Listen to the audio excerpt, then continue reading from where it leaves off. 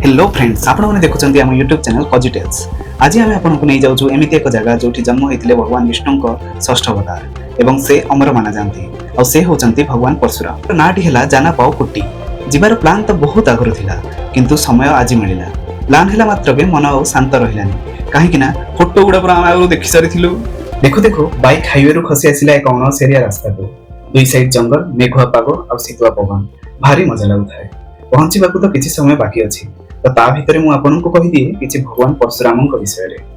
प्रभु परशुराम हेउचंती भगवान विष्णु षष्ठ अवतार। से जमदग्नि ऋषि रेणुका देवी पुत्र। परशुराम पाखरे थिबा परशु तांको प्रमुख परिचय अटे एवं एही परशु से भगवान शिवंक ठारू उपहार स्वरूप पाइथिले।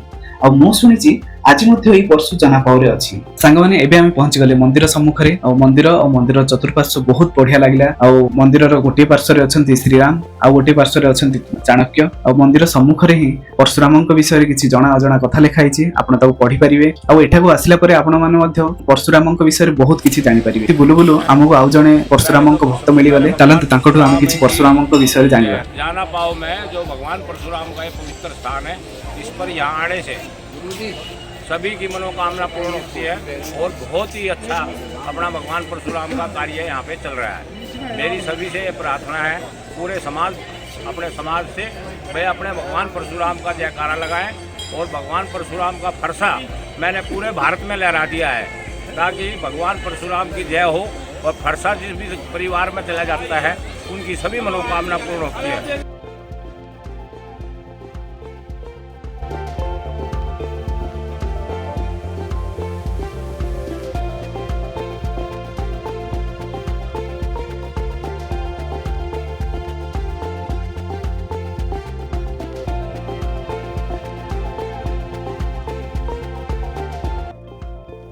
सांगने देखो यहाँ ब्रह्मकुंड।